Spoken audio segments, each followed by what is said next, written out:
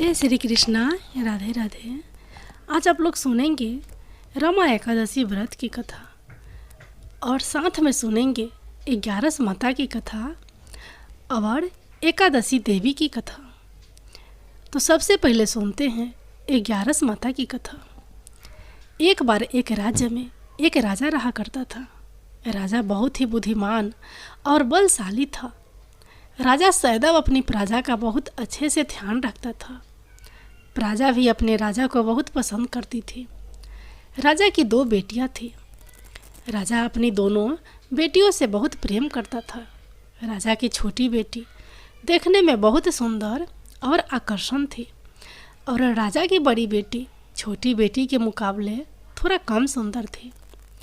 राजा की छोटी बेटी 11 माता की पूजा किया करती थी और सभी लोग राजा की छोटी बेटी से बहुत प्रेम करते थे और बहुत प्रशंसा किया करते थे। राजा भी अपनी छोटी बेटी को बड़ी बेटी से अधिक प्रेम करता था, जिस कारण राजा की बड़ी बेटी को अपनी छोटी बहन से बहुत नफरत होने लगी थी। राजा की दोनों बेटियां जब बड़ी हो गई तब एक पड़ोस राज्य में रहने वाला राजकुमार राजा की बड़ी बेटी के लिए रिश्ता लेकर आया। लेकिन जैसे ही उस राजकुमार की नज़र राजा की छोटी बेटी पर पड़ी तो वह राजकुमार राजा की छोटी बेटी पर आकर्षण हो गया और उससे पहली नज़र में प्रेम कर बैठा।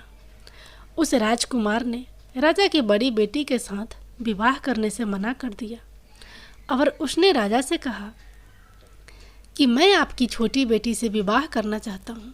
जिसके बाद राजा की बड़ी बेटी यह देखकर अपनी छोटी बहन से बहुत क्रोधित हो गई और राजा की बड़ी बेटी ने अपनी छोटी बहन को अपना सबसे बड़ा दुश्मन मान लिया। राजा के बड़ी बेटी ने अपनी छोटी बहन से बदला लेने का निर्णय लिया, जिसके लिए उसने अपनी छोटी बहन को जान से मारने का प्लान बनाया। राजा की बड़ी बेटी ने अपनी छोटी बहन को मारने के लिए सबसे पहले एक लड्डू में जहर मिलाकर अपनी छोटी बहन को दे दिया और उसको लड्डू खाने के लिए कहा। लेकिन लड्डू खाने के बाद भी छोटी बहन को कुछ नहीं हुआ।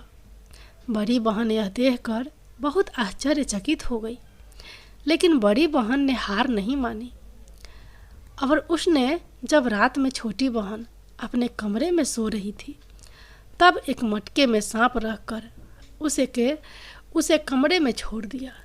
लेकिन सांप भी छोटी बहन का कुछ नहीं कर पाया। जिसके बाद वह बड़ी बहन ने अपनी छोटी बहन से कहा कि चलो हम लोग कुएं से पानी भर कर लाते हैं। जिसके लिए वह अपनी छोटी बहन को पानी भरने के बहाने कुएं के पास ले गई और उसने अपनी छोटी बहन को कुएं में धक्का दे दिया। लेकिन छोटी बहन को तब भी कुछ नहीं हुआ, क्योंकि हर बार 11 माता उसकी रक्षा कर रही थी और उधर बड़ी बहन अपने सारे प्रयासों के बाद असफल हो रही थी, जिससे वह बहुत क्रोधित होती जा रही थी। फिर उसने अपनी छोटी बहन के पास जाकर उससे खुद ही पूछा कि मेरी छोटी बहन, तुमको पता है भगवान ने सबकी मृत्यु एक निश्चित समय पर लिखी हुई है और कैसे तुम्हारी मृत्यु होगी, क्या यह तुम जानती हो? तब छोटी बहन ने अपनी बड़ी बहन को बताया कि हाँ, मैं तो जानती हूँ मेरी मृत्यु कैसी होगी। छोटी बहन से यह सुनकर बड़ी बहन मन ही मन बहुत प्रसन्न होने लगी और उसने अपनी छोटी बहन से कहा कि तो मुझे अपनी मृत्यु का राज बताओ। छोटी बहन ने अपनी बड़ी बहन से कहा कि मेरी मृत्यु तो एक तोते में है। जो तोते के गले में एक हार है, उससे मेरी मृत्यु होगी। जब तक कोई भी व्यक्ति तोते को मारकर वह हार अपने गले में पहनेगा तो मैं मूर्छित हो जाऊंगी और जैसे ही उस हार को अपने गले से उतारेगा तो मैं वापस से जीवित हो जाऊंगी। अपनी छोटी बहन की मृत्यु का राज जानकर बड़ी बहन बहुत ही खुश हो गई और उसने अपनी छोटी बहन को मारने के लिए उसके पालतू तोते को ढूंढना शुरू कर दिया। और छोटी बहन को इस बात का अभ्यास हो गया था कि कोई उसकी जान लेना चाहता है, जिसके लिए वह अपने पिताजी के पास गई और उसने अपने पिताजी से कहा कि पिताजी, मेरी मृत्यु के बाद आप मुझे जलाइएगा मत, बल्कि आप मुझे अपनी पुरानी वाली हवेली में एक पलंग में लिटा कर छोड़ दीजिएगा। अपनी छोटी लड़की की यह बात सुनकर राजा बहुत आश्चर्यचकित हो गए। राजा ने अपनी छोटी बेटी से पूछा, बेटी, तुम ये क्या कह रही हो? तब राजा की छोटी बेटी ने बताया, पिताजी, समय किसी के लिए नहीं रुका है, कब क्या हो जाए किसी को कुछ पता नहीं है। और फिर राजा ने अपनी छोटी बेटी से कहा कि तुम ऐसी बातें क्यों कर रही हो? 2-3 दिन में तो तुम्हारा विवाह है। लेकिन छोटी बेटी ने अपने पिताजी को ऐसा करने पर मजबूर कर दिया और उनसे वचन ले लिया। राजा ने भी अपनी छोटी बेटी की बात स्वीकार कर ली और 2-3 दिनों के बाद जब शादी का समय आया तब राजकुमार बारात लेकर राजा के घर आया और राजकुमार और राजा की छोटी बेटी का विवाह शुरू हो गया। जैसे ही राजा की छोटी बेटी राजकुमार के साथ फेरे लेना शुरू करती है तो उसकी बड़ी बहन अपनी छोटी बहन के कमरे में जाकर उसके तोते को पकड़ लेती है और उसको जान से मार देती है। तोते की गले में जो हार था उसको अपने गले में धारण कर लेती है। जैसे ही बड़ी बहन उस हार को अपने गले में धारण करती है तो उधर छोटी बहन 3.5 ही फेरे ले पाती है और वहीं पर बेहोश होकर गिर जाती है। जिसके बाद राजा ने बड़े बड़े दर्द हाकिमों को बुलवाया और अपनी छोटी बेटी का इलाज करने के लिए कहा। राजा की बात सुनकर वैद्य ने छोटी बेटी को जब चेक किया तो राजा को बताया कि आपकी छोटी बेटी ना तो जीवित है और ना ही मरी हुई है। यह मैं ऐसा पहली बार देख रहा हूँ। राजा ने वैद्य और हाकिमों को यह बात बाहर बताने से मना कर दिया और उनको कहा कि अगर तुमने यह बात किसी को बाहर बताई तो हम तुम्हें फांसी दे देंगे। राजा ने अपने छोटी बेटी को पुराने महल में जाकर एक पलंग में लेटा दिया और वहाँ पर कुछ सैनिक को तैनात कर दिया। वापस अपने महल पर आ गया। राजा की बड़ी बेटी अपने पिताजी के पास आई और कहने लगी कि पिताजी, अगर यह शादी संपन्न नहीं हुई तो आपकी इज्जत का क्या होगा? आप कहे तो मैं आपकी इज्जत बचाने के लिए राजकुमार से शादी करने के लिए तैयार हूँ। जिसके बाद राजा ने अपनी बड़ी बेटी की बात मान ली और राजा ने बड़ी बेटी को छोटी बेटी के कपड़े पहनाकर मंडप पर भेज दिया। लेकिन राजकुमार यह जान गया कि यह राजा की छोटी बेटी नहीं है, बल्कि यह राजा की बड़ी बेटी है। लेकिन जब राजकुमार ने शादी करने से मना किया तो सभी लोगों ने राजकुमार को विवश मजबूर करके राजा की बड़ी बेटी से बचे हुए फेरों को संपन्न करा दिया और वहाँ विवाह करवा दिया। जिसके बाद राजकुमार राजा की बड़ी बेटी को अपने महल ले गया।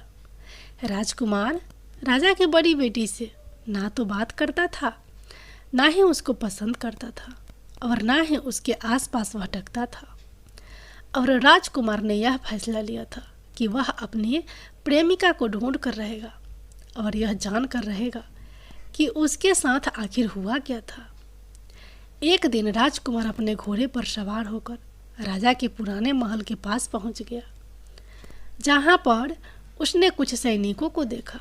महल के पास पहुंचकर राजकुमार ने जब महल को ध्यान से देखा तो वह समझ गया कि यह तो हमारे ससुर जी का महल है। तब राजकुमार ने सैनिकों से पूछा, तुम लोग यहाँ क्या कर रहे हो और इस महल के अंदर उस पलंग में कौन लेटा है?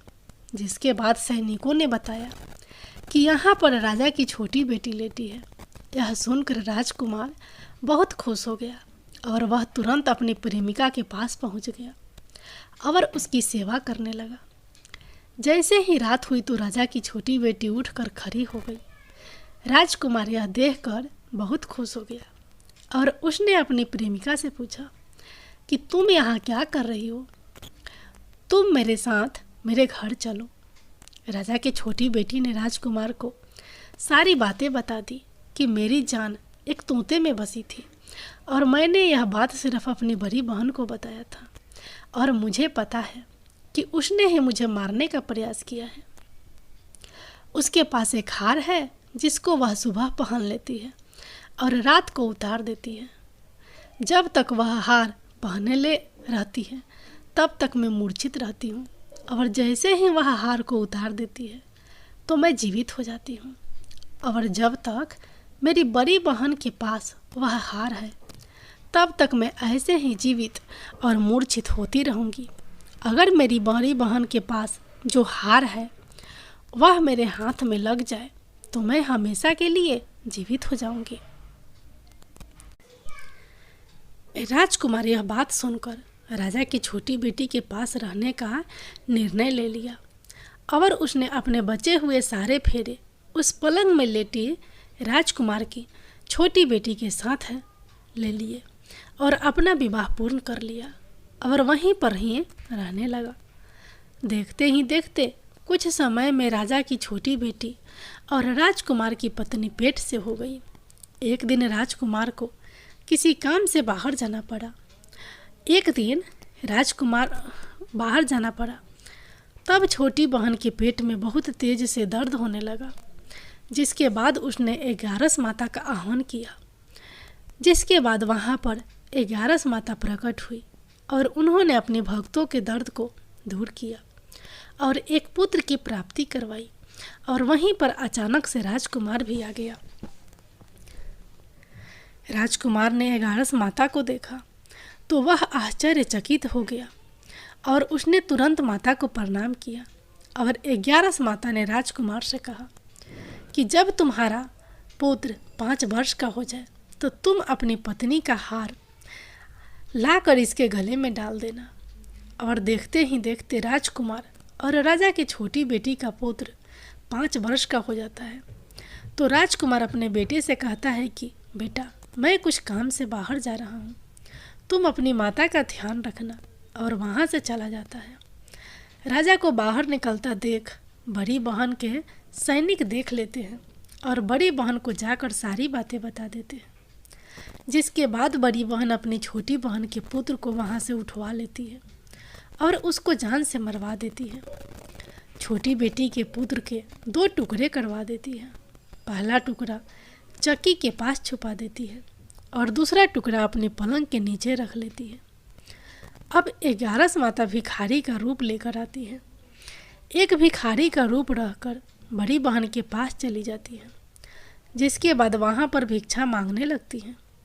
बड़ी बहन अपने नौकरों से कहती है कि जाकर भिक्षा दे दो, लेकिन जैसे ही नौकर 11 माता को भिक्षा देने के लिए आते हैं तो माता उन्हें मना कर देती हैं और कहती हैं कि मैं तुम्हारी महारानी से ही भिक्षा लूँगी। जिसके बाद बड़ी बहन स्वयं ही भिक्षा देने के लिए माता के पास आती है। तब माता एक बिल्ली का रूप लेकर उसके कमरे में चली जाती है और वहाँ पर छोटी बेटी के पुत्र के 2 टुकड़े को आपस में जोड़ देती है और उसे जीवित कर देती है। उसे वहाँ से ले जाती है। राजकुमार अपने बेटे को लेकर अपने पत्नी के पास जाता है और उसे कहता है कि तुम इसका ध्यान रखना। अगर तुम इस बच्चे का अच्छे से ध्यान रखोगी तो मैं तुमसे बात करूँगा। एक दिन राजकुमार अपने बच्चे से कहता है कि तुम मम्मी से उनके गले का हार मांग लो। जिसके बाद राजकुमार का लड़का अपनी मम्मी के पास जाता है और कहता है कि मम्मी, मुझे तुम्हारा हार चाहिए जो तुमने गले में पहन रखा है। यह सुनकर पहले तो बड़ी बहन बहुत क्रोधित होती है, पर उसको यह याद आता है कि राजकुमार ने कहा था कि अगर मैं इस बच्चे का ध्यान अच्छे से रखूंगी तो वह मुझसे बात करेंगे। जिसके कारण वह हार को उस बच्चे को दे देती है और वह तुरंत हार को ले जाकर अपने पिताजी को दे देता है। और तभी राजकुमार अपने बेटे को लेकर वहाँ से जाने लगता है और अपनी पत्नी से कहता है कि तुम हमारे लिए खाना बना कर रखना, मैं शाम को आकर तुम्हारे साथ खाऊंगा। और वह अपने बेटे को लेकर वहाँ से चला जाता है। जिसके बाद वह राजा के पास जाता है और उनको सारी बातें बता देता है। राजा अपनी बड़ी बेटी का यह करतूत सुनकर बहुत क्रोधित होते हैं और अपनी परवरिश पर ही दोष देने लगते हैं और राजकुमार को अपनी छोटी बेटी के साथ रहने के लिए आदेश देते हैं। एक बार प्रेम से बोलिए 11 माता की जय। अब सुनिए रमा एकादशी व्रत की कथा। तो आप सभी को रमा एकादशी व्रत की हार्दिक शुभकामनाएं। कार्तिक मास में आने वाली पहली एकादशी यानी रमा एकादशी का विशेष महत्व है। इस व्रत को करने से व्यक्ति को सभी पापों से मुक्ति मिलती है, साथ ही इसी जीवन में सुख सुविधाओं को भोगता है। रमा एकादशी का व्रत रखने वालों को चाहिए कि वह एकादशी तिथि के दिन इस व्रत कथा का पाठ जरूर करना चाहिए। युधिष्ठिर ने पूछा, जनार्दन, मुझ पर आपका स्नेह है, अतः कृपा करके बताइए, कार्तिक के कृष्ण पक्ष में कौन सी एकादशी होती है? भगवान श्री कृष्ण बोले, राजन, कार्तिक के कृष्ण पक्ष में जो परम कल्याणमयी एकादशी होती है वह रमा के नाम से विख्यात है। रमा परम उत्तम है और बड़े बड़े पापों को हरने वाली है। पूर्व काल में मुचुकुंद नाम से विख्यात एक राजा हो चुके हैं जो भगवान श्री विष्णु के भक्त और सत्य प्रतिज्ञ थे। निष्कंटक राज्य का शासन करते हुए उस राजा के यहाँ नदियों में श्रेष्ठ चंद्रभागा कन्या के रूप में उत्पन्न हुई। राजा ने चंद्रसेन कुमार शोभन के साथ उसका विवाह कर दिया। एक समय की बात है, शोभन अपने ससुर के घर आए। उनके यहाँ 10वीं का दिन आने पर समूचे नगर में ढिढोरा पिटवाया जाता था कि एकादशी के दिन कोई भी भोजन ना करे। यह ढिढोरा की घोषणा सुनकर शोभन ने अपनी प्यारी पत्नी चंद्रभागा से कहा, प्रिय, अब मुझे इस समय क्या करना चाहिए, इसकी शिक्षा दो। चंद्रभागा बोली, प्रभु, मेरे पिता के घर पर तो एकादशी को कोई भी भोजन नहीं कर सकता।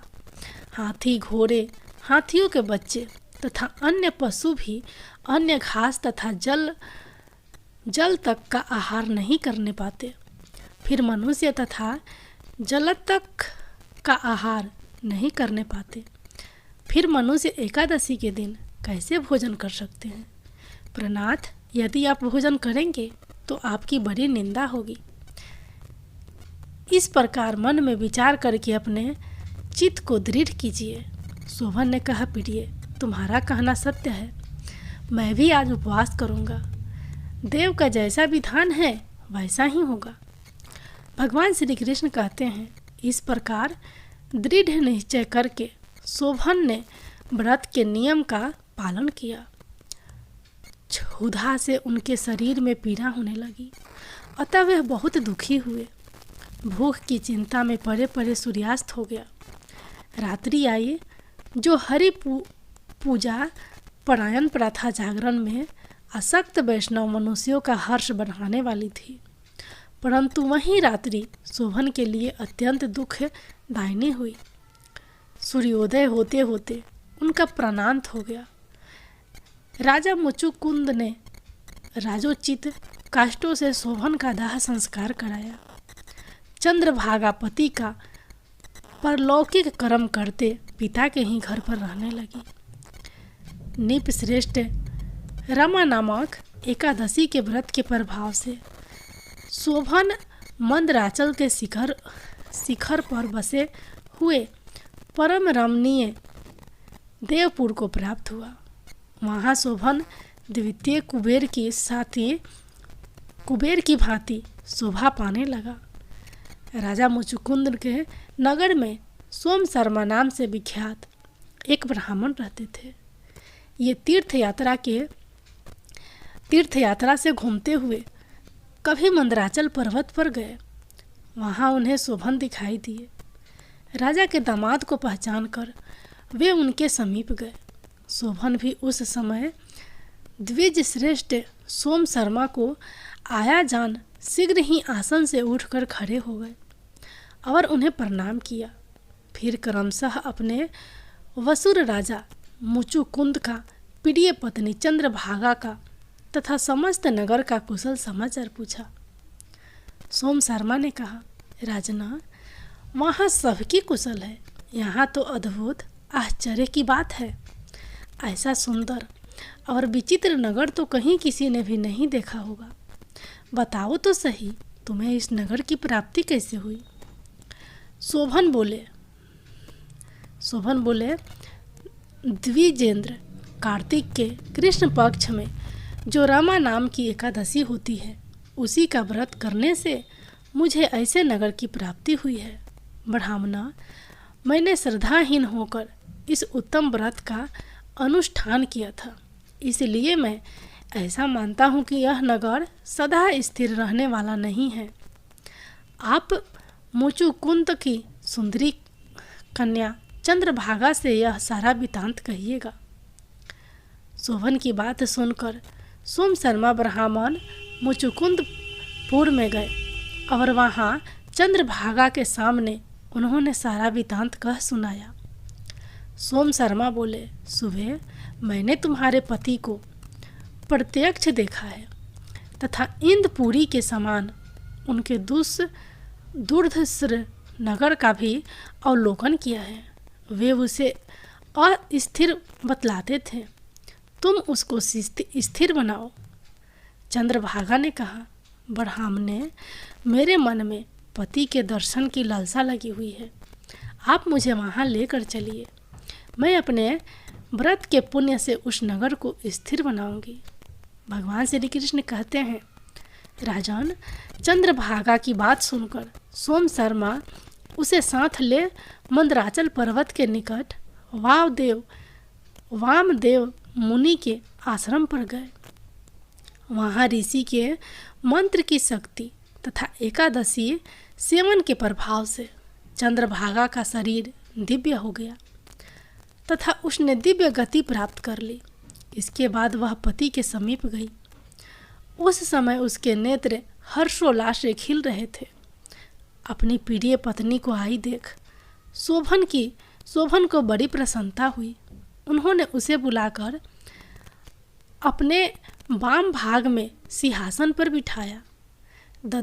तदंतर चंद्रभागा ने हर्ष में भरकर अपने पति, अपने प्रियतम से यह प्रिय वचन कहा, नाथ, मैं हित की बात कहती हूँ, सुनिए। पिता के घर में रहते समय जब मेरी अवस्था 8 वर्ष से अधिक हो गई, तभी से लेकर आज तक मैंने जो एकादशी के व्रत किए हैं और उनसे मेरे भीतर जो पुण्य सचित हुआ है, उसके प्रभ जैसे यह नगर कल्प के अंत तक स्थिर रहेगा तथा सब प्रकार के मनोवांछित वैभव से समृद्धिशाली होगा। निपश्रेष्ठ, इस प्रकार रामा व्रत के प्रभाव से चंद्रभागा दिव्य भोग, दिव्य रूप और दिव्य आभरणों से विभूषित हो अपने पति के साथ मंदराचल के शिखर पर विहार करती है। राजन, मैंने तुम्हारे समक्ष रामा नामक एकादशी का वर्णन किया है। यह चिंता मणि तथा कामधेनु के समान सब मनोरथों को पूर्ण करने वाली है। मैंने दोनों पक्षों के एकादशी व्रतों का पापनाशक महात्मा बताया है। जैसी कृष्ण पक्ष की एकादशी है, वैसे ही शुक्ल पक्ष की भी है। उनमें भेद नहीं करना चाहिए। जैसे सफ़ेद रंग की गाय हो या काले रंग की, दोनों का दूध एक सा ही होता है। इसी प्रकार दोनों पक्षों की एकादशियों समान फल देने वाली है। जो मनुष्य एकादशी व्रतों का महात्मा सुनता है, वह सब पापों से मुक्त हो श्री विष्णु लोक में प्रतिष्ठित होता है। भगवान विष्णु की जय, माता लक्ष्मी की जय, एकादशी माता की जय। अब आप लोग सुनिए एकादशी के दिन सुने जाने वाली राजा धर्मकीर्ति की कथा। गालव मुनि का भद्रशील नाम का एक पुत्र था। भद्रशील ने छोटी उम्र से ही एकादशी व्रत का पालन करना शुरू कर दिया। मुनि ने उन्हें ऐसा करने के लिए कभी नहीं कहा था। एक बार मुनि ने भद्रशील से पूछा कि उन्हें इस व्रत को करने किसने कहा है। भद्रशील ने कहा कि मैं कई जन्मों से एकादशी व्रत करता आ रहा हूँ। आमतौर पर किसी को भी पिछला जन्म याद नहीं रहता। जब तक आप माँ के गर्भ में होंगे तब तक आपको अपने पिछले जन्मों की याद रहेगी, लेकिन जन्म से ठीक पहले यह स्मृति मिट जाती है। लेकिन भद्रशील को अपने पिछले जन्म की याद उस समय भी थी। यह एकादशी व्रत की शक्ति थी जिसका वे पालन करते थे। वे एक पूर्व जन्म में धर्मकीर्ति नामक राजा थे। धर्मकीर्ति बहुत क्रूर था, उसे कोई पसंद नहीं करता था। ऐसा कोई पाप नहीं था जो उसने नहीं किया हो। एक बार वह अपने सैनिकों के साथ शिकार पर गया। उसने एक हिरन को देखा और अपने सैनिकों को उस हिरन को चारों ओर से घेरने के लिए कहा। राजा ने कहा कि जो भी हिरन को भागने देगा उसका पूरा परिवार मार डाला जाएगा। हिरन ने यह सुना और सोचा, बेचारे सैनिक, मैं उनमें से किसी को भी कुछ होने नहीं दूंगा। हिरन राजा के पास से निकल भागा। राजा ने हिरन का पीछा किया। सूर्यास्त होते राजा एक घने जंगल के अंदर फंस गया। हिरन कहीं दिखाई नहीं दे रहा था। राजा ने एक पेड़ के नीचे रात बिताई। उसने दिन भर में कुछ भी नहीं खाया था। उसे चारों ओर से खतरनाक जानवरों के गुर्राने की आवाज़ सुनाई दे रही थी। वह सो नहीं सका। राजा ने डर से श्री हरि परमात्मा से प्रार्थना करना शुरू कर दिया। फिर सुबह होते ही उसकी मृत्यु हो गई। यमदूत आए और उसे यमराज के पास ले गए। यमराज ने पूछा, तुम लोग इन्हें यहाँ क्यों लाए हो? इनका स्थान वैकुंठ में भगवान महाविष्णु के बगल में है। लेकिन राजन, यह तो महापापी है। नहीं, वह सब चला गया है। ये अब पवित्र है। जिस दिन उनकी मृत्यु हुई वह एकादशी थी। उन्होंने दिन भर उपवास किया और रात्रि में जागते हुए श्री हरि का स्मरण किया। उनके सारे पाप दूर हो गए, वे पवित्र हो गए। यमराज ने स्वयं एक स्वर्ण रथ बुलवाया और राजा को वैकुंठ भेज दिया। जब लोगों को इस बारे में पृथ्वी पर पता चला तो वे सभी एकादशी का पालन करने के लिए और अधिक उत्साहित हो गए। एकादशी माता की जय।